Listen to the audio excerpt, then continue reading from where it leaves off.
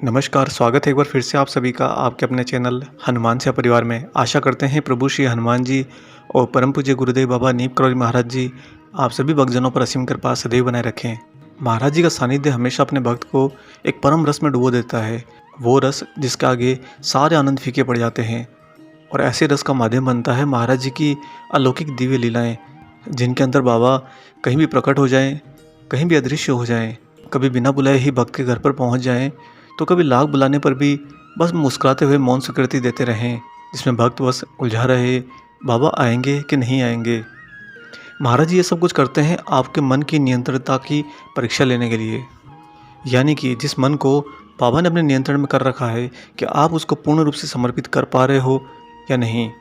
अक्सर ये भी देखा गया है कि महाराज जी की जो अद्भुत अलौकिक लीलाएं होती हैं जब भक्त के साथ घटती हैं, तो उन लीलाओं का जो आयाम का अंतिम सीमा होती है, जहाँ तक महाराज जी उसको लेकर जाते हैं, वह सीमा होती है जहाँ पर पहुँचकर आपके मस्तिष्क में कोई प्रश्नों का जाल नहीं बनता, अपितु आपका मन बस एक रस में डूब जाता है। और दोस्तों यही एक सच्चे अलौकिक गुरु की पहचान होती है, जो गुरु आपको ज्ञान तो दे परंतु उसके बाद प्रश्नों के अंदर उलझा हुआ छोड़ दे, वहाँ पर सही गुरु तत्व नहीं है। और जो गुरु अलौकिक होंगे, दैविक होंगे, वह गुरु जानते हैं कि प्रश्नों के पार ले जाकर आपको आनंद में डुबोना यही उनका परम ध्येय है। क्योंकि जो ईश्वर का वास्तविक स्वरूप है वह कोई प्रश्न चिन्ह नहीं है, ना ही कोई वह इच्छा शक्ति है, ना ही कोई वह तृष्णा है। कहने का तात्पर्य यह है कि कई बार आपने सुना होगा कि लोग ये कहते हैं कि जब आप ईश्वर के समक्ष जाओ तो भगवान से बस ये मांग लेना, या कई बार आपने सुना होगा कि लोग ये भी कह देते हैं कि भगवान के समक्ष पहुँचो तो भगवान को ही मांग लेना, क्योंकि यही एक अच्छे भक्त की निशानी होती है। परंतु दोस्तों कभी आप सोचिए, हम मांगते क्यों हैं? हम मांगते इसलिए हैं क्योंकि भगवान हमारे समक्ष नहीं होते उस समय वास्तविक स्वरूप में। जब आपके सामने भगवान होंगे और आप फिर भी मांग रहे होंगे, तब तो आप उस समय भी इसी जीवन को जी रहे हो। आप इस जीवन से पार कहाँ गए? जब भगवान के समक्ष कोई मनुष्य वास्तव में पहुँचता है इस पूरी दूरी को तय करके, तो वहाँ पर जाकर कुछ मांगने की इच्छा नहीं होती, क्योंकि मांगा वहाँ पर जाता है जहाँ पर मांगने के बाद भोगने की इच्छा बाकी रहती है। और जो ईश्वर स्वयं ही इच्छाओं के स्वामी हैं, इस जगत के समस्त क्रियाकर्मों के जनक और सहारक हैं, वहाँ जाकर कोई इच्छा नहीं रहती, अतः मांगने का तो सवाल ही नहीं उठता। और इसी तरह महाराज जी की लीलाएं जो आनंद रस प्रदान करती है अपने भक्त को, उस रस के बाद में न तो मांगने की इच्छा होती है और ना ही मन में कोई प्रश्न चिन्ह रहता है। बस ऐसा मान लीजिए कि आपका जीवन इतना सुगंधित हो जाता है कि बस उस सुगंध के अंदर निरंतरता बनी रहे। और महाराज जी को ऐसी अलौकिक लीलाएं करने के लिए करना क्या होता है? कुछ भी नहीं। बाबा को कुछ करने की आवश्यकता नहीं है। उनकी लीलाएं जो होती हैं वह सब स्वभाव में स्वतः इस प्रकृति द्वारा ही निमित्त होती हैं। ये प्रकृति जो जो बाबा चलते हैं त्यों तो ये प्रकृति चलती है, और भक्त उस लीला में बाबा के पीछे पीछे चलता है। परंतु महाराज जी दिखा कुछ ऐसा देते हैं कि उस लीला में भक्ति ही मुखिया है, भक्ति उसका संचालन कर रहा है, भक्ति पूरी घटना को अंतिम दिशा में लेकर जा रहा है। ये सारा भ्रम महाराज जी आपके भौतिक जगत के भ्रम को तोड़ने के लिए करते हैं।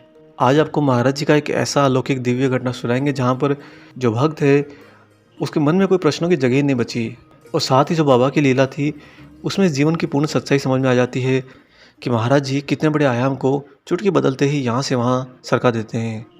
इससे पहले हम आगे बढ़े, आपसे हम एक छोटी सी गुजारिश करते हैं।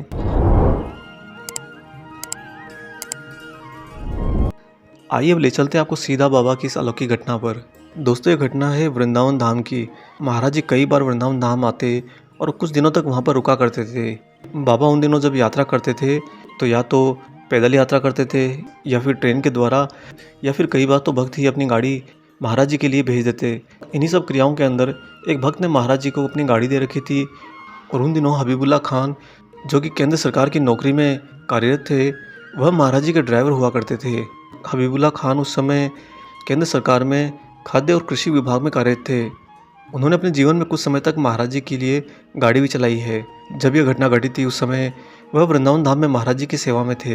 दिन भर वह बाबा की सेवा में लगे रहते और महाराज जी के आदेश का बड़ा ही व्याकुलता के साथ में इंतजार करते कि बाबा कब उन्हें कहीं चलने के लिए कहें। क्योंकि दोस्तों हबीबुल्ला खान ये बताते हैं कि जब वह बाबा को बिठाकर गाड़ी चलाते थे तो पूरा का पूरा आयाम ही विपरीत दिशा में चला जाता था। अर्थात चलाते तो वह थे, लेकिन उन्हें पूरा आभास होता रहता कि गाड़ी पूरी की पूरी महाराज जी के नियंत्रण में है। और बाबा इस भौतिक जगत की वस्तुओं की ऐसी अटकेलियाँ खेला करते थे जिनके अंदर हबीबुल्ला खान बिल्कुल ठीक उसी छोटे बच्चे की तरह खिलखिला उठते, जिसके सामने उसकी माँ अठखेलियाँ क्या करती है। वही मातृत्व भाव महाराज जी हमेशा अपने भक्तों पर उड़ेलते रहते थे। हबीबुल्ला खान बताते हैं कि एक दिन वह रात का समय था जब बाबा ने उन्हें अचानक से जगा दिया और महाराज जी ने थोड़े धीमे स्वर में, ताकि कोई और न जाग जाए, आदेश दिया कि जल्दी गाड़ी निकालो, हमें आगरा जाकर वापस लौटना है। हबीबुल्ला खान इससे पहले कि कुछ समझ पाते, बाबा ने कह दिया कि चिंता न कर, दिन निकलने से पहले ही हम दोनों वापस आ जाएंगे। खैर हबीबुल्ला खान तो महाराज जी की सेवा करने के लिए वैसे ही तरसा करते थे। बाबा ने रात्रि में जो ही आदेश दिया, हबीबुल्ला खान तुरंत निकले और महाराज जी को लेकर गाड़ी के द्वारा बाहर निकल गए और सीधा हाईवे पर लेकर आगरा की ओर चल दिए। कुछ घंटों बाद बाबा जी और हबीबुल्ला जी आगरा पहुँच गए। आगरा में जो सब्जी मंडी है वहाँ पर महाराज जी ने गाड़ी रुकवा दी। फिर हबीबुल्ला खान से साथ ही पैदल चलने के लिए कहा। उस समय चूँकि रात्रि थी अतः चारों ओर पूर्ण सन्नाटा था। हबीबुल्ला खान ये नहीं चाहते थे कि गाड़ी को अकेला छोड़कर जाया जाए, अतः उन्होंने पेट दर्द होने का महाराज जी से बहाना बनाना शुरू किया। साथ ही उन्होंने ये भी बहाना बना दिया कि महाराज जी गाड़ी अगर अकेले छोड़कर जाएंगे तो ये ठीक नहीं होगा, पीछे से हो सकता है कि हमारी गाड़ी को नुकसान पहुंचाया जाए, फिर हम वापस वृंदावन कैसे लौटेंगे। परंतु बार बार महाराज जी के जोर देने पर हबीबुल्ला खान ने पूछ लिया कि महाराज जी वापस कब तक लौटेंगे। बाबा ने कहा बस आध घंटा में। लेकिन हबीबुल्ला खान को बाबा की बात पर थोड़ा सा विश्वास सा नहीं बैठ रहा था, क्योंकि वे जानते थे कि महाराज जी अगर किसी भक्त के घर पर जा रहे हैं तो बाबा वहाँ पर सिर्फ भक्त की सुनते हैं। इसलिए अभी भी हबीबुल्ला खान बस बहाने बनाते रहे कि किसी तरह महाराज जी मान जाएं और उसे उनके साथ न जाना पड़े।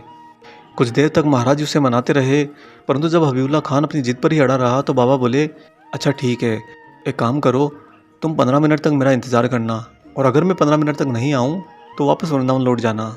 और दोस्तों हुआ कुछ यूँ कि हबीबुल्ला खान जिस पेट दर्द का बहाना कर रहे थे, अचानक से उनके पेट में वास्तव में दर्द होने लगा और इधर महाराज ये कहकर पैदल ही आगे बढ़ गए।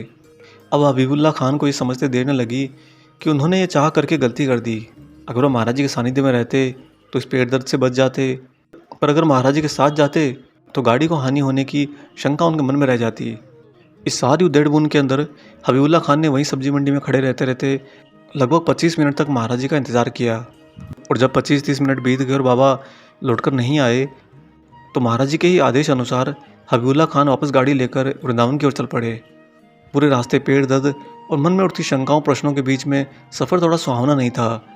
जैसे तैसे हबीबुल्ला खान सवेरे का सूर्योदय होने के लगभग बाद ही आश्रम पहुंच गए और आश्रम में गाड़ी खड़ी करके भीतर की ओर बढ़े। जब हबीबुल्ला खान भीतर गया तो बाबा को तख्त पर बैठकर लोगों से बात करते पाया। एकदम से महाराज जी को वहाँ पर सामने देखकर वह तो बुरी तरह से चौंक गया।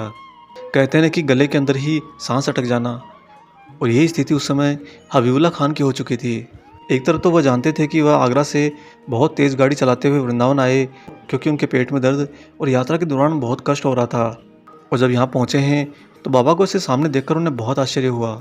खैर चूँकि पेट दर्द बढ़ता जा रहा था, अतः वह महाराज जी के नज़दीक न जाकर चुपचाप अपने कमरे में चले गए। बाबा तख्त पर बैठे बैठे हबीबुल्ला खान की नाराज़गी थोड़ी समझ गए थे, अतः उन्होंने एक दूसरे भक्त को भेजकर हबीबुल्ला खान को अपने पास बुलाया।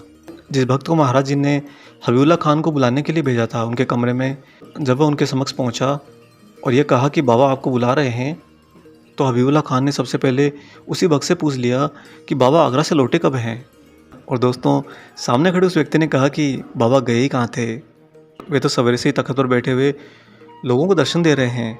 अब हबीबुल्ला खान क्या सोचें और क्या ना सोचें, ऐसी स्थिति में पहुंच गए थे और साथ ही उनके हृदय में एक बहुत तेज़ आनंद का फव्वारा फूट पड़ा।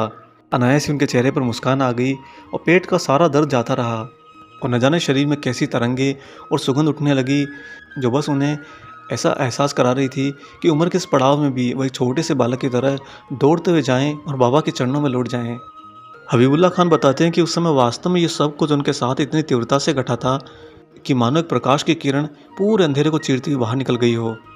वही जान गए थे कि ये सब कुछ महाराज जी ने अपनी ही दिव्य लीला में किया है। और बाबा ऐसा अक्सर इसलिए करते थे क्योंकि महाराज जी अपने भक्त को आनंद के रस में डुबाना चाहते थे। और दोस्तों हम हमेशा कहते हैं कि हनुमान जी महाराज जी को शक्ति स्वरूप में ना देखें। शक्ति का स्वरूप जो उनका है वह तो जब ज़रूरत पड़ेगी उसके लिए है। वास्तविक स्वरूप जो उनका अस्तित्व में रहता है वह तो प्रेम रस है। और हो भी क्यों ना, जिनके हृदय में साक्षात सिया राम विराजते हों, उनके हृदय के अंदर प्रेम रस के अलावा और क्या हो सकता है। इसलिए जो भी भक्त महाराज जी के सानिध्य में जाता है, उनकी भक्ति करता है, उसे अपने जीवन के अंदर एक अलौकिक आनंद का रस अवश्य प्राप्त होता है और जहाँ पर उसकी सारी इच्छाएं पूर्ण रूप से समर्पित हो जाती हैं। वो जानता है कि महाराज जी ये रस उस पर निरंतर बरसाते रहेंगे, उसे उस रस में बाबा हर पल सरोवर किए रहते हैं।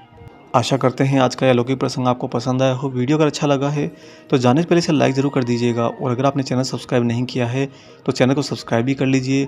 और साथ ही दोस्तों, अगर वीडियो अच्छा लगता है तो वीडियो को कम से कम 20-30 लोगों में शेयर ज़रूर किया कीजिए, साझा ज़रूर किया कीजिए, ताकि सब तक महाराज जी का कथा प्रसाद पहुँच सके। मिलेंगे बहुत जल्दी ही एक और ऐसे ही अलौकिक अंक के साथ। तब तक अपना और अपने माता पिता का संपूर्ण ख्याल रखिए, और परम प्रभु श्री राम जी का निरंतर गुणगान करते हुए बाबा हनुमान और बाबा नीम करौली महाराज जी की निस्वार्थ होकर सेवा करते रहिए। जय सिया राम।